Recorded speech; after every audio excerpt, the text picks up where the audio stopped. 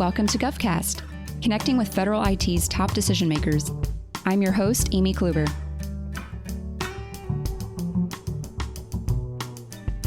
With a VA career that began supporting veterans living in Puerto Rico and nearby regions, current Acting Undersecretary for Benefits Thomas Murphy oversees the nation's programs that distribute financial, education, and other assistance to veterans and their families. Murphy, a veteran himself, had an extensive career in the private sector and brought some of that thinking to VBA, such as a necessity to do things faster, as he says. He discusses how technology is ensuring that goal, recent updates to the GI Bill, and how VA is improving claims processing and digitization.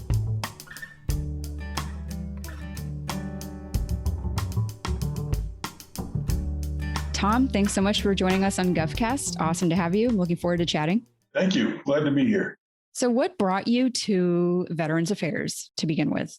It's kind of a long, crooked road, but in short, I was working at Home Depot. They did a large reorganization at the headquarters, and I was one of the people that was given opportunity to go find other things to do. So I'm sitting looking at USA Jobs one day, and I saw an announcement for a regional office director in San Juan, Puerto Rico. And I said, I could do that. I spent 21 years in uniform and in the National Guard, and veterans have always been a passion of mine. So now's the opportunity. So I stepped in. That's how I got to VA. I brought thoughts on other ways to address problems and issues and challenges and drive operations, and it's worked out well for me. Can't complain about the location of Puerto Rico, too. It seems like a natural and easy decision. It was a beautiful place. Yes, very happy there. VA it's undergone quite widespread modernization in recent years. What has that looked like in your world of things with all the benefits and claims processing? VA over the last 6 or 7 years has made an amazing transformation. It wasn't all that long ago when there were pictures of file cabinets with stacks and stacks of paper files sitting on top of them. We had structural engineers looking at our floors because they were in danger of collapsing under the weight. And we were using 2 or 3 generations old processing system. Since then, we've put a VBMS, Veterans Benefits Management System, which is where all the processing is done. We scanned all those records. We've emptied hundreds of thousands of square foot of storage space. And by the way, that space was in some of the most expensive real estate in the nation that we're no longer needing. And we digitized everything. It just turns out that COVID had made it necessary for us to send everybody home, and seeing how everything was on computers, we were ready to go with that. So that's the part of digitizing everything. Then we put automation in place. I'm going to use an example in the pension world where we've automated just a part of the work. And in some of the things that come in the pension world, the veteran files online electronically, and through our rules engines, we're making a decision and within hours taking action on that cases. The equivalent is 100,000 extra decisions were done in the last year just by automating a small percentage of the pension work. So the fact that we digitized everything and now we're automating the process is starting to pay off in big dividends for us. Amazing. The power of digital is certainly something that the claims and benefits processing sees almost immediately in the back end. And as far as the veteran, that means, faster benefits received, which is really the ultimate goal. Oh, absolutely. Look, a couple of years ago, we put an automation process in for dependency. Veterans receiving disability at a certain level, and they have a child that is born, they get divorced, they get married. They would come in, they'd enter it in the keyboard, and within minutes, the decision is made, and that person starts getting paid or gets their adjustments made just as they need to be. And previous to this, it took months of people reading paper. Now we were doing it in seconds while you were on the phone, and it just kind of scratched the surface of what we can really start doing with automation. The next step is what you're seeing here in pension, and now we're going after it with the digital GI Bill and the education.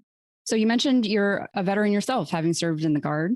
Do you feel like you look at some of the agency's mission areas or tech challenges with a unique perspective, especially considering something like a veteran receiving their benefit and what technology means for that? Absolutely. We have signs all over the place in our buildings, and everywhere it says it's not a file, it's a veteran. And while it's a file that we're working on, you got to keep in mind that this is real. And the things that we're doing is impacting the life of a veteran out there that needs something from the VA. That's why they came to us. Sometimes it's to get a home loan. They need a certificate of eligibility. which, by the way, 99% of the time you get within an hour? Or is it a total disability? Or is it hospital benefits? Is it we're the entry point to everything? So all of that comes to us. And how does it fit in the technology world? We're the entry point for all things VA. Anything you're coming into, you want to go to cemeteries, you want to go to hospitals, you want to go to wherever. The entry point is through the VBA. And the faster we are in the process, the faster a veteran that comes to us is able to get the benefits, assistance, help, whatever, medical care that they need. So we need to leverage what we have with the digitization, leverage it in terms of automation, and give them quicker, faster access to the technology that we have now.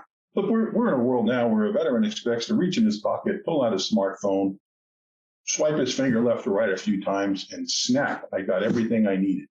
And the problem is nobody understands how much work goes into that swipe left and hit enter.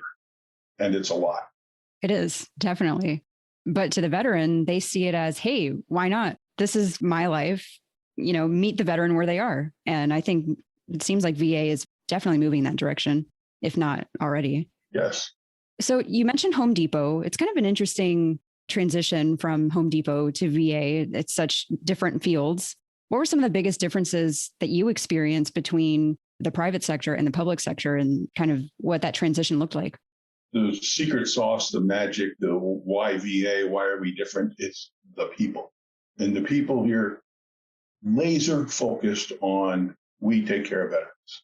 In the private sector, and Home Depot, by the way, is a company that had a really great culture, really very much driven to say, we work for Home Depot. They even had their own cheer. Great company to work for, great organization. But if Home Depot had the mission focus that the people at VBA had, they would be dominating the planet right now. That's the difference. The difference is the people.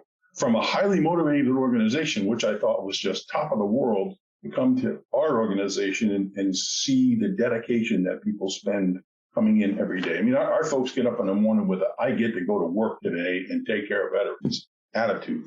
That's the secret sauce. That's the biggest difference between what's going on in the private sector and me. Now, then there's another part that comes that we learn from the private sector, and that is speed. In the government, there's a lot of bureaucracy. There's a lot of steps. There's a let's stop, let's analyze, let's get more data. In the private sector, they look at it, they analyze, they make a decision. I think I got a 90% solution, execute. And then you fix it the last few steps as you go away. And that's not the government way of thinking. So how do you merge those two together to get the speed of private industry, but at the same time, there's some things that the government sector has, which is there's some safety in there and not taking too much risk. So you've got to marry the two together to say, how do I go faster, but how do I do it in such a way that I'm not taking so much risk that I'm doing the wrong things and I've got various stakeholders after me. Exactly. It's definitely a fine line you have to balance between getting kind of the best of both worlds in there. Yes. And by the way, my mantra is, that's great. Now do it faster. Come in and tell me we can do this in 6 months. I say, great. Now do it in 2.5, because I know you can go faster. And people internally, once they start looking at it, you drive them like that, they always seem to figure out a way. They may not hit the 2 months I asked for, but they figured out how to beat 6. Were there any lessons learned specifically from your time in industry that applies now to your current work? Yeah, and this is a great story that comes along with this. I was standing in an aisle in the front of a store. Home Depot did an advertisement where we're selling this product in the store. And we look at it, it's been up there for sale for 2 days. And by the way, there's a long supply chain, goes back 6 months long to put this product on an end cap for 2 days. We're standing in front of it, and this executive vice president says, how's it selling? I said, not good. And I read him some numbers. He said, okay, let's mark it down and get rid of it. It's a dog. And I said, are you crazy? It's only been here 2 days. We're going to be running this for a month. And he said, if it's a dog on day 2, it's a dog on day 30. Make your decisions now, take your action, and put something else in there that's going to work. And that lesson has served me so well in the government sector that make your decisions, look at it, put it in place, and it's not all of a sudden going to get better because you gave it more time.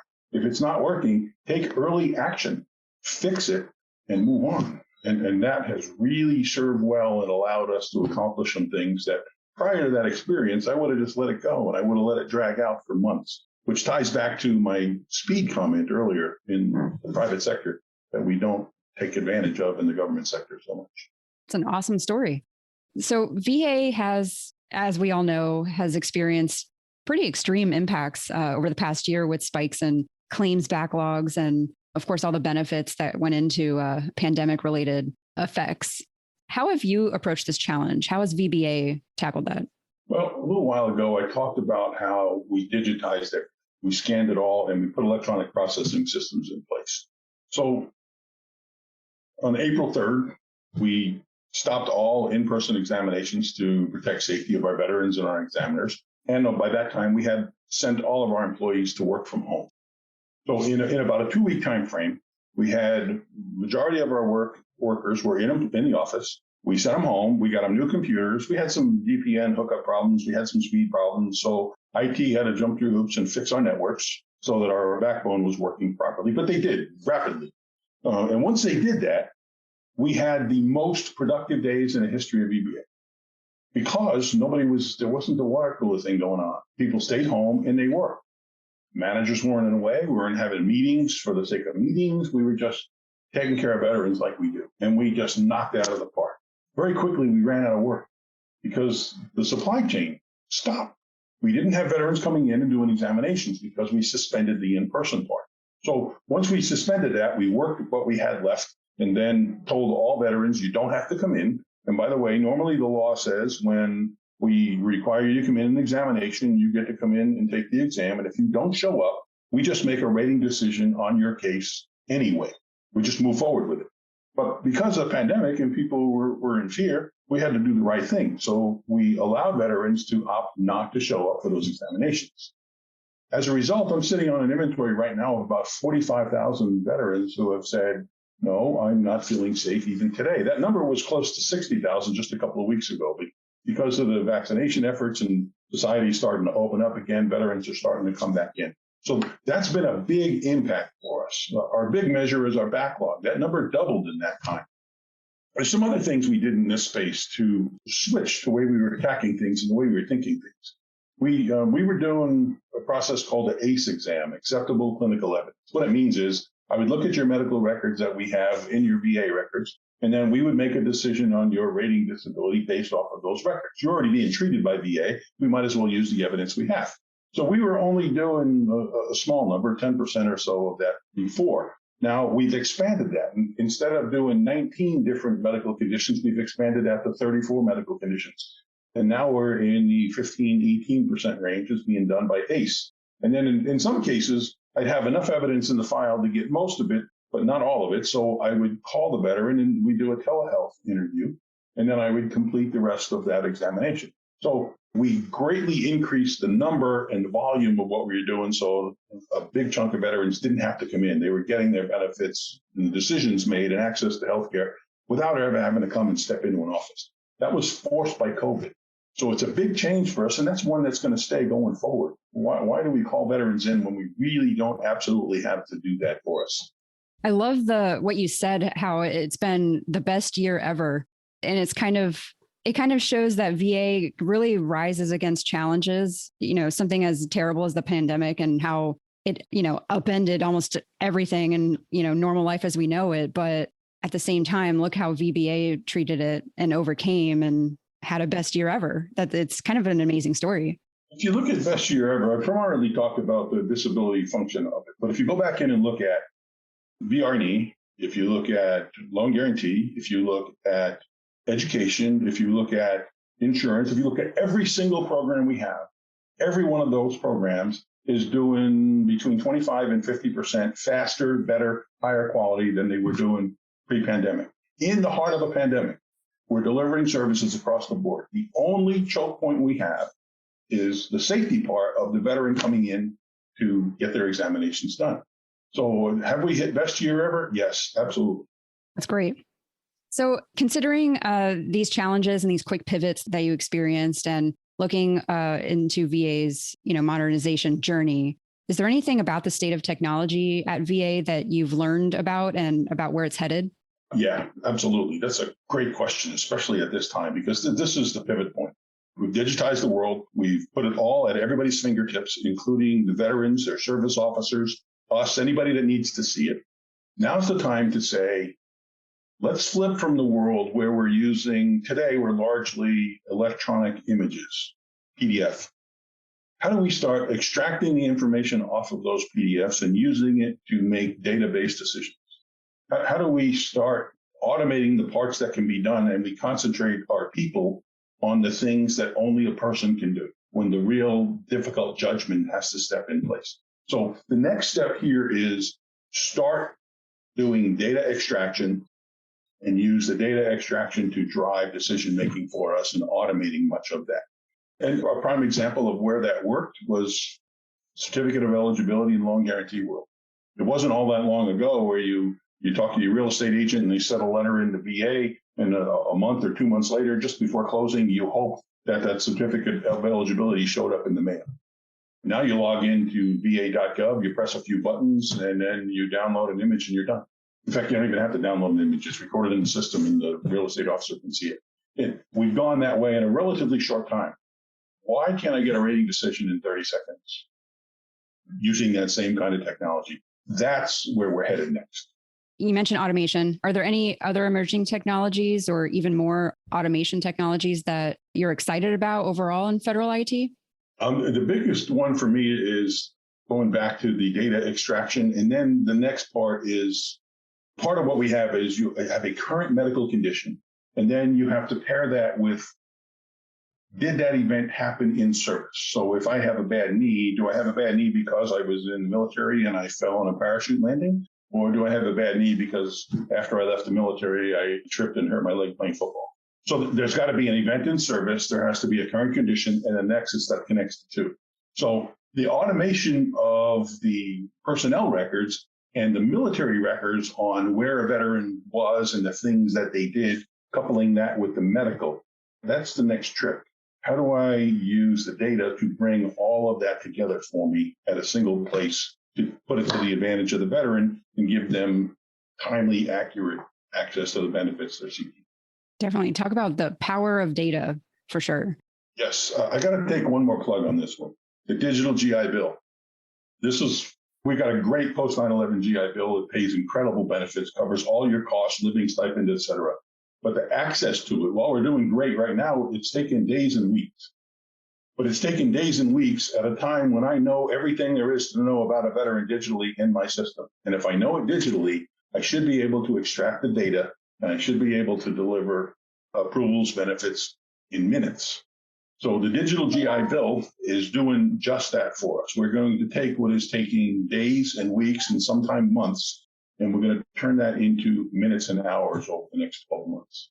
That's exciting. I've heard so much about the GI Bill, especially over the course of the pandemic and how that's been impacting veterans pretty significantly. But, you have left quite a legacy at VA considering your 10 years there and starting way back in Puerto Rico. Are there any lasting impacts that you hope to introduce and then leave at VA? Well, we got a couple of things that Congress gave us that are really impacting the world. And I got to start with, it's called the VRAP program, Veterans Rapid Retraining Assistance Program.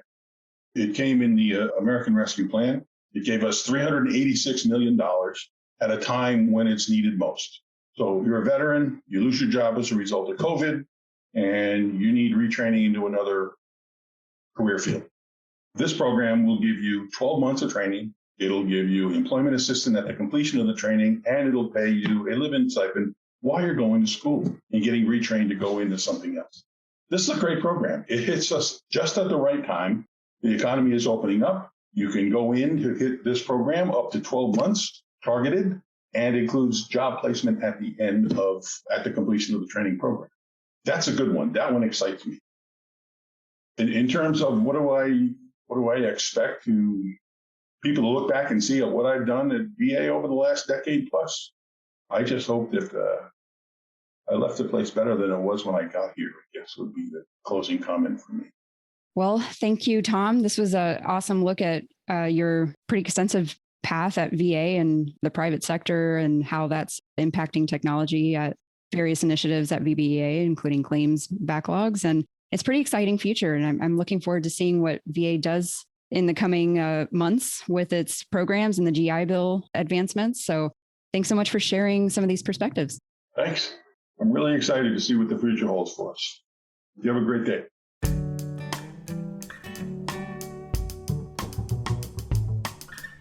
GovCast is a production of Government CIO Media and Research.